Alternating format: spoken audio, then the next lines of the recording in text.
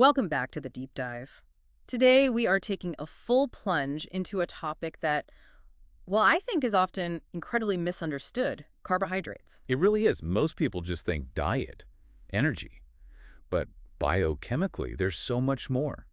They are the language of our cells. The structural language, the energy hub, and the ultimate storage system. And we're going to be pulling directly from a key source for any pre-health learner, Chapter 15 of Harper's Illustrated Biochemistry. Exactly. Our mission today is to show you why these molecules are essential for structure, for storage, and really for cellular communication. So let's frame the theme right away. We're talking about the major energy source, the primary storage fuel, and key structural components. But the flip side is what happens when the system breaks down. And that's where the clinical relevance really hits. Yeah. The source lists the obvious one, diabetes mellitus, but goes deeper. Right. Yeah, these hereditary conditions like galactosemia or a whole group of glycogen storage diseases, and even something as common as lactose intolerance. A single enzyme failure can have huge consequences. And this is where we get to the really cutting-edge stuff. We're talking about glycobiology. Which is the study of sugars in health and disease. And this introduces a concept that's, as big as the genome. It's called the glycome. The glycome. So that's every single sugar in an organism, free or attached to something else. The entire complement. Yeah. And the study of it, glycomics, is really the next frontier in understanding biological information. What's genuinely stunning to me is the sheer amount of information encoded by just a few tiny sugars. I mean, think about this. If you take 3 different 6-carbon sugars, 3 hexases, you can link them together to form over 1,000 different trisaccharides. 1,000. That number really gets at the core of it.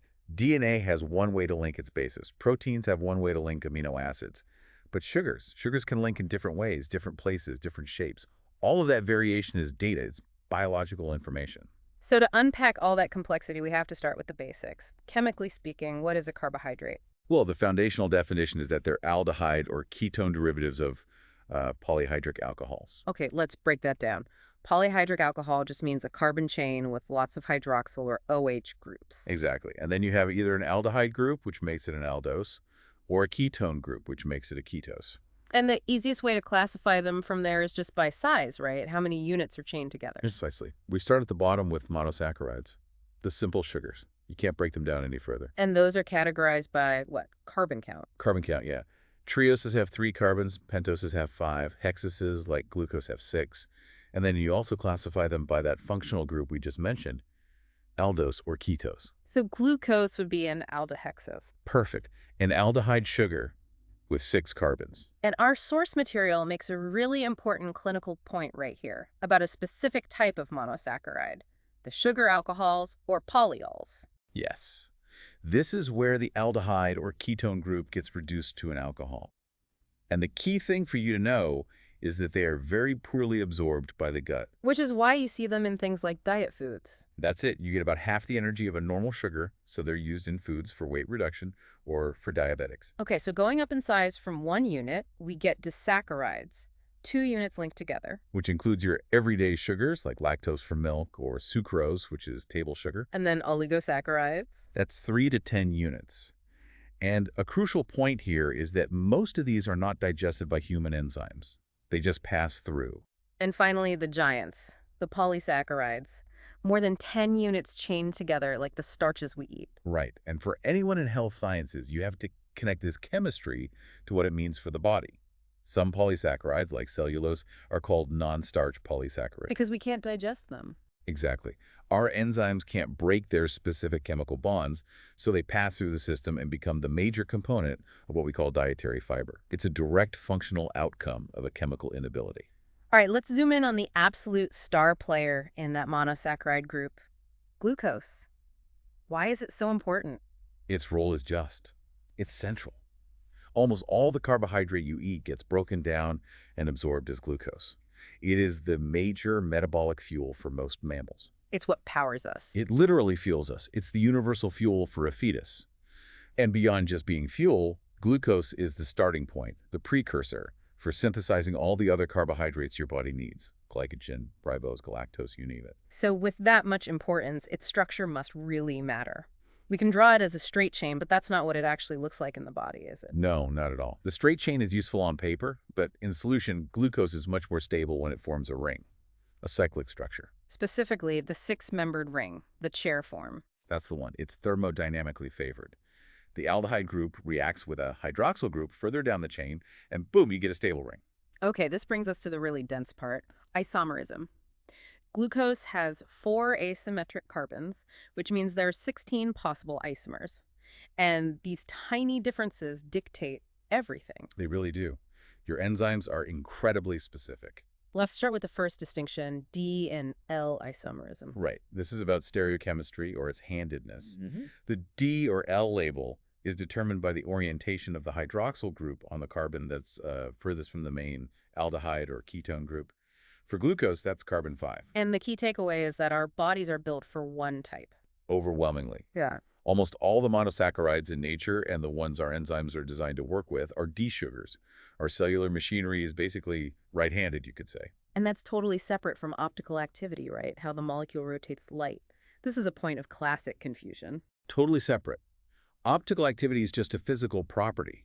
Does it rotate polarized light to the right, dextrorotatory, or to the left, levorotatory? So glucose is a D sugar, and it also happens to rotate light to the right, which is why it was called dextrose. Exactly. But D-fructose, another D sugar, actually rotates light to the left. So D versus L is the chemical structure our enzymes see.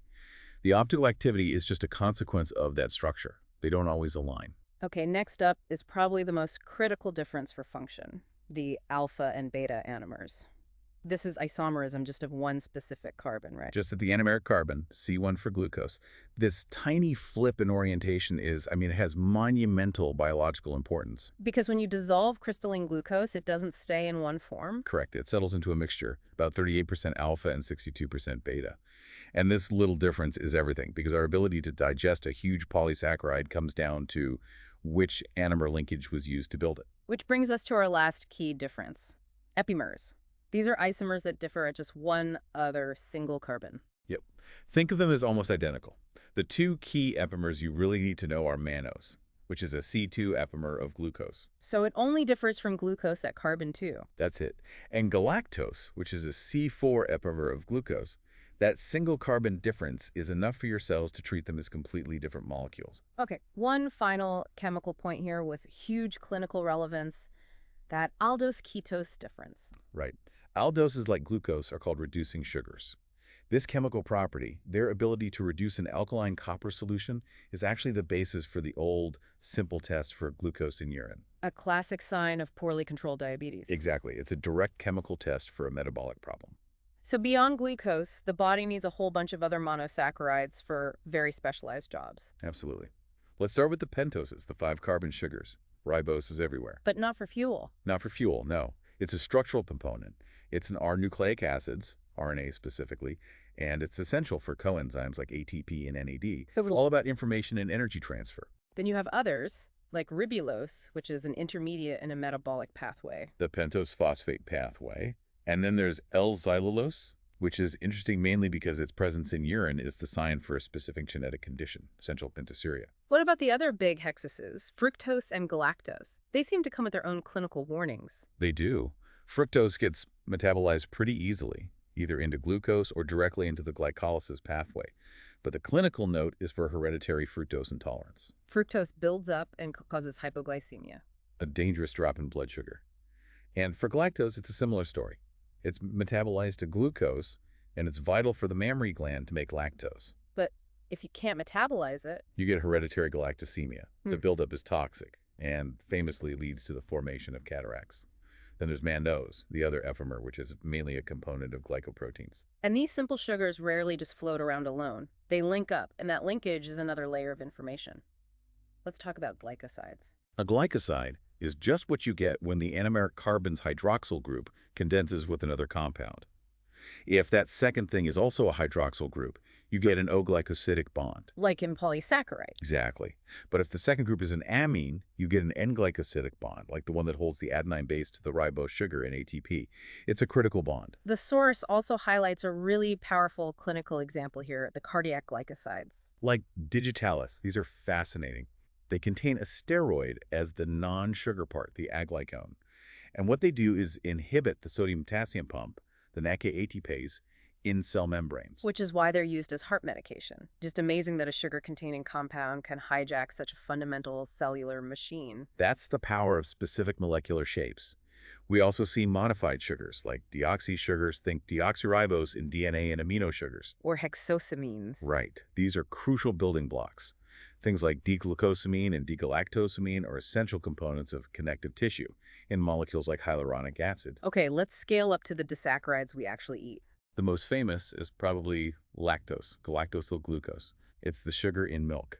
And the key thing is that it's held together by a beta linkage. And that beta bond is the whole story behind lactose intolerance. It's everything. If you lack the enzyme lactase, you can't break that specific beta bond, and that's what leads to the bloating and gas. Then we have sucrose, table sugar, which is glucosyl fructose. Right. And again, a rare genetic lack of its enzyme, sucrase, leads to sucrose intolerance. And lastly, maltose and isomaltose. Both are just two glucose units. They just differ in the linkage. Hmm. Maltose is the straight alpha 1 to 4 link, while isomaltose is the alpha 1 to 6 link that forms a branch point. They're what you get when you start breaking down starch. Speaking of starch, let's move to the giant storage polysaccharides. Starch is how plants store glucose. And it has two parts. You have amylose, which is a linear helix with alpha 1 to 4 linkages, and then you have amylopectin, which is branched, using those alpha 1 to 6 branch points. And because they use alpha linkages, our enzymes can digest them. Our amylase enzyme is built to clip those alpha bonds apart. And that digestibility is exactly what the glycemic index measures. Right. It's a measure of how quickly a food's starch raises your blood glucose. The easier it is for amylase to get at those alpha 1 to 4 and alpha 1 to 6 links, the higher the glycemic index. And our version of starch is glycogen. Animal starch. It's also a polymer of glucose Mm-hmm. with the same alpha linkages, but it's much, much more branched than plant starch. We store it as little particles in muscle and as larger rosettes in the liver. Now let's contrast that ready fuel chemistry with the structural polysaccharides. Cellulose, it's also a polymer of glucose. But, and this is the whole point, it's linked by beta 1 to 4 bonds, and that seemingly minor geometric flip changes everything. Here it is, the cause and effect.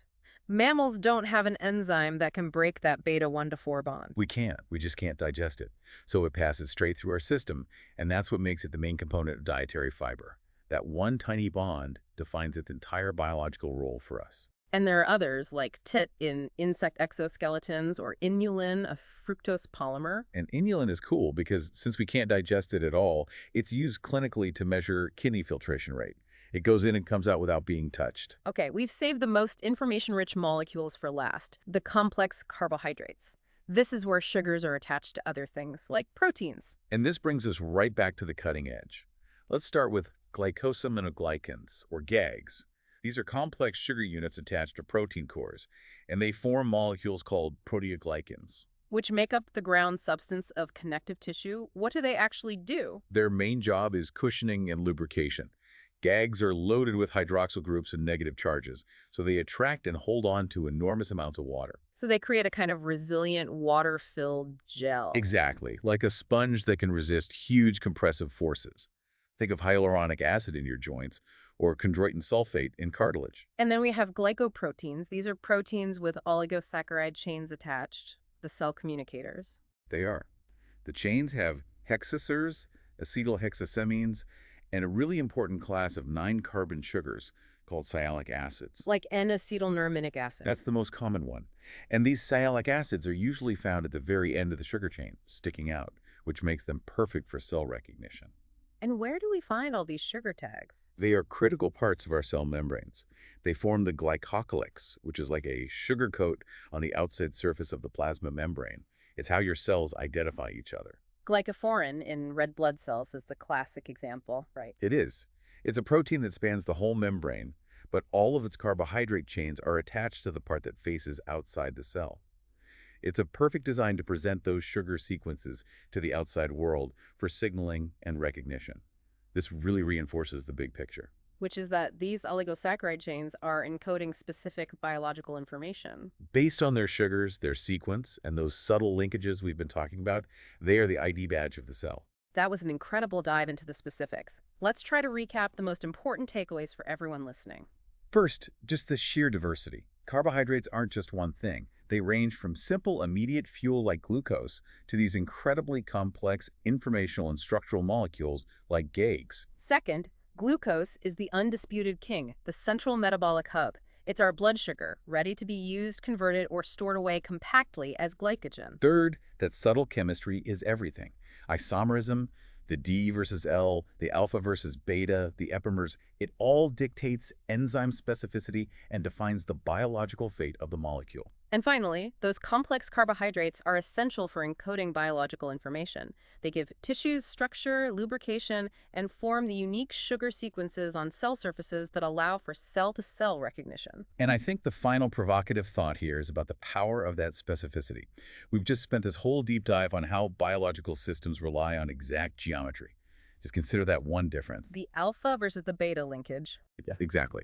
The alpha 1 to 4 linkage in starch, which we can digest, versus the beta 1 to 4 linkage in cellulose, which we can't. That tiny, subtle chemical difference is the difference between food and fiber. It's the difference between energy and structure. And so many biological systems hinge on just that kind of subtle detail. A truly fascinating thought to end on. Thank you for joining us for this deep dive into the essential world of physiological carbohydrates. We'll catch you next time.